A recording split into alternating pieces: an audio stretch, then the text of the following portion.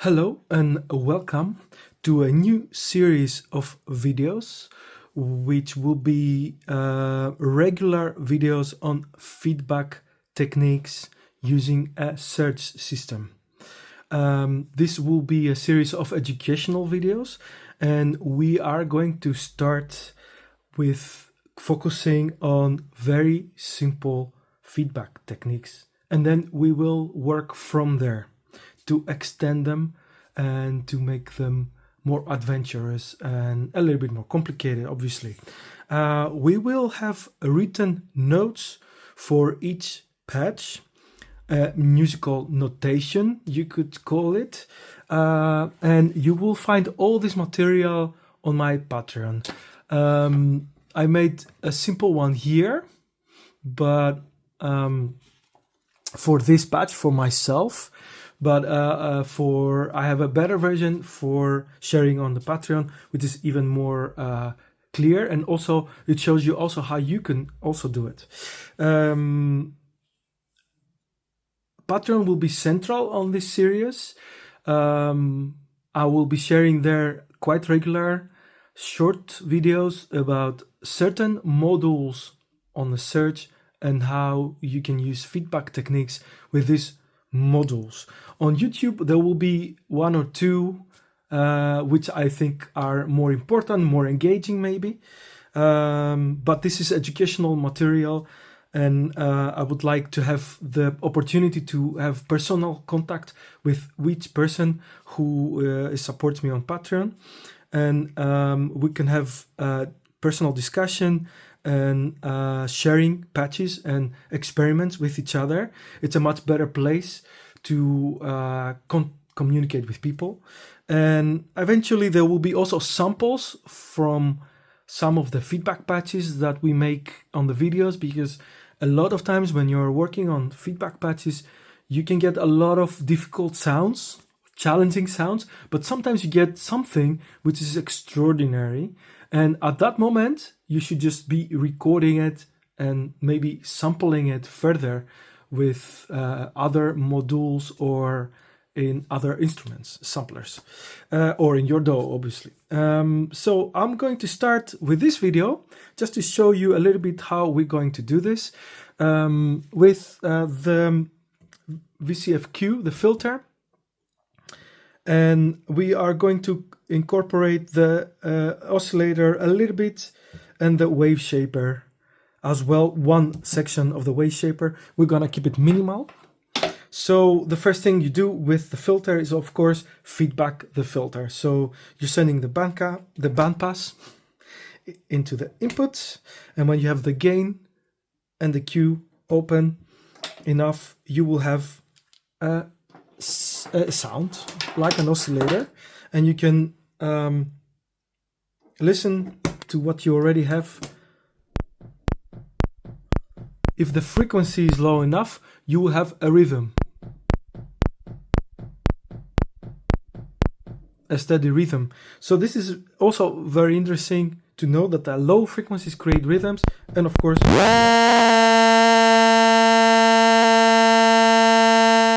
higher frequencies create constant tones, but you hear them, they are a little bit unstable, which is great. There are sine waves, and we want to mess them up to create evolving sounds, obviously. So the great thing about the Serge system, and why is it so great for feedback patching, it's because the modules are very open to your own ideas. They are not supposed to be just a filter or just an oscillator or an envelope or an LFO or a ring modulator. They do all kinds of things according to how you patch them. So another great thing about Serge system is all the inputs and outputs. The VCFQ has all the inputs are 1, 2, 3, 4, 5, 6 inputs and 4 outputs. This is incredible. As you can imagine, of course, I can send a signal into the frequency of the filter, which is the basic thing to do. But I can send it into the voltage per octave. That will have a little bit of a different effect. I will send it in the trigger input, or this AGC input, which is just a different input. And of course, all the outputs, I can send it to the module that I'm feedbacking with. So another interesting thing is when you are working with feedback patching, the wave shaper is a great tool, because whatever you send in there, it will come out distorted. And what does that mean? That I can destabilize this tone. So if I send the low output into the wave shaper and the output of the wave shaper somewhere back into the filter, so in this case, let's say we put it in the frequency input. Let's see what we get. We get a really high frequency there.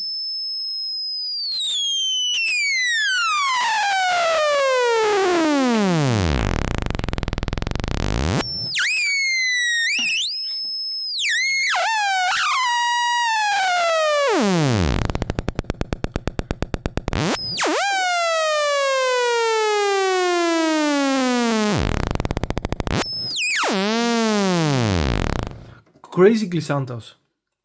So now we have already destabilized the feedback tone that we were getting from the filter. Now it's time to incorporate more audio rate oscillators. So if I'm sending the sine wave from the NTO, the Serge oscillator, I'm gonna send it to the voltage octave because I want a big effect. Let's see what happens.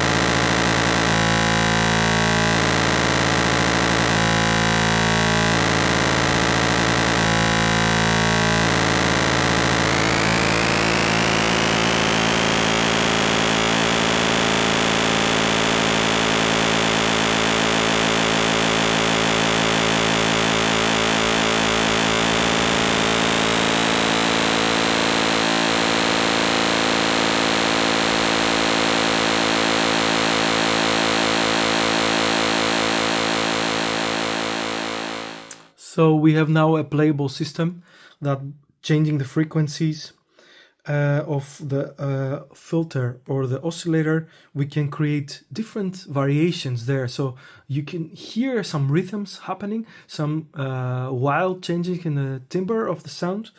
One more thing we can do is we have inputs on the wave shaper.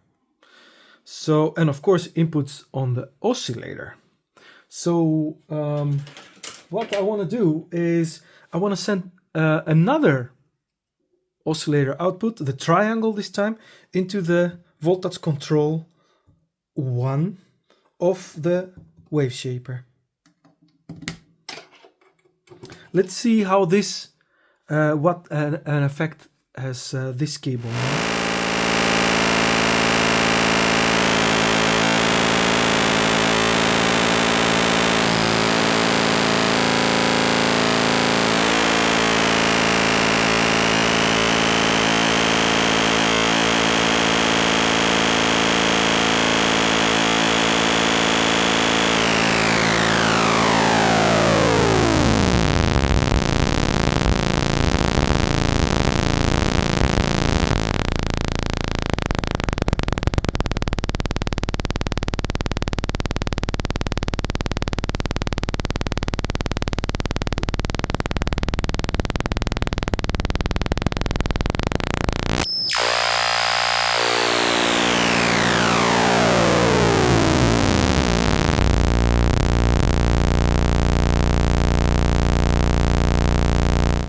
So this is, for example, I did it on purpose to show you that sometimes you can actually kind of kill your frequency patch, because it didn't stop feedbacking, obviously, but the sound is now a little bit more boring. It doesn't move so much. It is a very thick sound, so filtering this sound would be another great idea, just to send it to a filter and then use that filter for feedbacking, obviously. But then we go into more complicated feedback patching. So what do we have now? We have the VCFQ, and we need to have the according to my notes, I'm reading my notes now, so this one needs to be like at 4 o'clock, it says. I'm using the clock as a measure, it helps me. This needs to be at 8 o'clock, it says. Let's see if we can get something interesting by recreating 3 o'clock, 3 o'clock. This needs to be 12 o'clock. This needs to be 9 o'clock. And sine wave goes into the voltage per octave. Yep, this looks like it. Yeah. I still want to have the oscillator sending signals from the filter into the oscillator. That will be our last idea. But let's listen to this.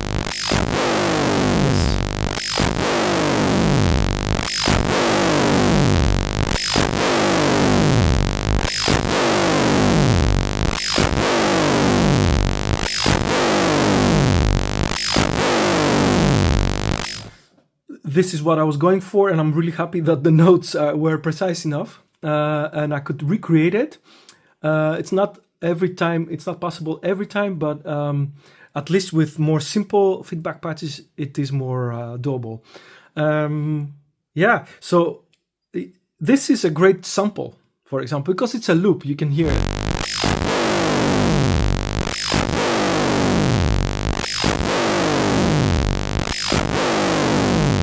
And of course, I can use it in a composition by layering it with different sounds that they are more evolving and more adventurous. And this could be something constant that is keep playing. Just be careful with feedback patching. You get a really, really rich sound. So you don't need too many of this. To combine them together, you maybe 2 or 3, then gets really too much. So you need to start cutting in your computer, in your DAW, or however you record. But it is important to know. So I'm going to keep going, because what we have here, we have one feedback on the filter itself. We have feedback between the wave shaper and the filter. It means I'm sending the signal from the filter to the wave shaper, and from the wave shaper back into the filter. So we create a feedback connection. So in this way, we have a second degree of feedback. I would call it this way because it's easier to translate and follow what we're doing. And the oscillator is taking part in this patch. But sorry, I had a problem with the camera. It's taking part in this patch, but it's not feedbacking. So I'm not sending any signal from the patch back into the oscillator. And that's what I'm going to do now. So I'm going to use the high output from the filter, and I'm going to send it to different inputs on the filter. So I'm just going to send it to the voltage per octave first, and then hear what's happening.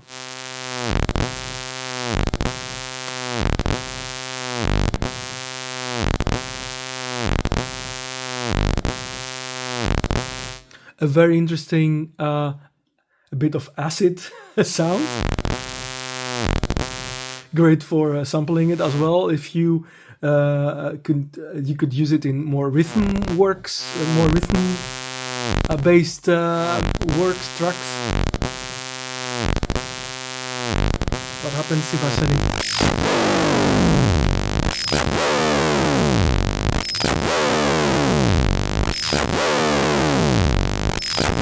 sync is good as well. It changes just slightly.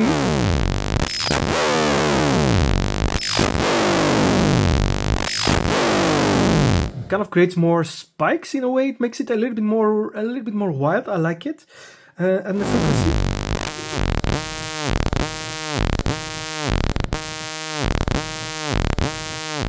Of course, on the frequency we have an attenuator, and a fine button, so you can really fine tune this feedback path. Let's try a few things.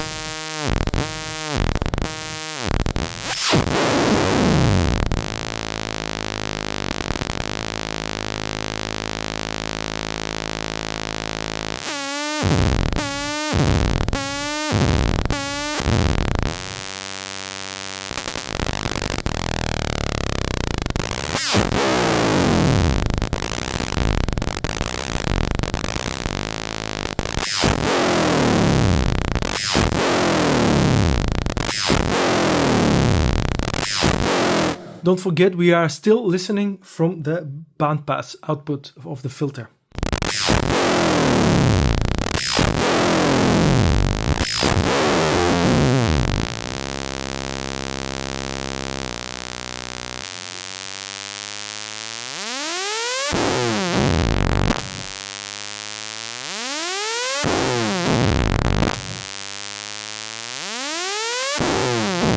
A racing car that's crossing somewhere incredible.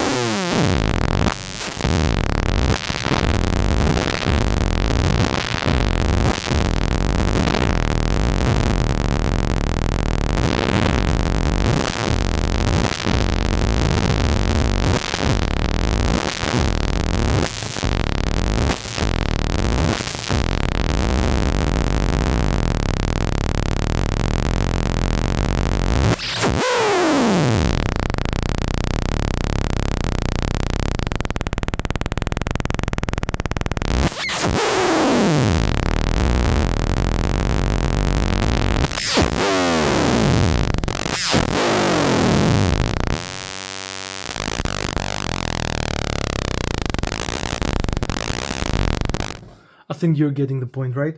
I mean, it is an adventure because when you are somewhere interesting, sound-wise, you can start tweaking something very slightly, and you just record, and you can use that sound material for whatever you're working on.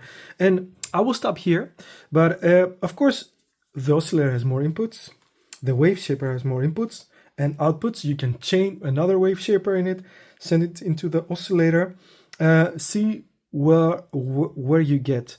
We're going to stop here. I remind you, on the Patreon there will be regularly videos like that, and probably a bit more short because I don't have to explain all these things. And you can subscribe there and help me, and we will have personal contact with each other, and we can have interesting discussions because I'm learning as well, and I've done all the preparation and the work for this patch. Obviously, I started by studying what's there already. So I'm hoping that I'm adding to this knowledge now, because there's now really a comprehensive, a comprehensive place where all these patches come alive. So it's not just like on paper, but it's also like you can hear them live and recreate them on your system. And I dare to say you can do this in other systems, in your own Eurorack system, and obviously on the original for you Serge, that will be definitely possible. Now, of course, as added bonus on the Patreon, there will be also these sheets, a little bit graphically more interesting than this, but it worked and it's easy to read, and there will be there for you to find and download. And there will be also samples for those who subscribe. So thank you very much for your attention. I will see you in the next one. Bye.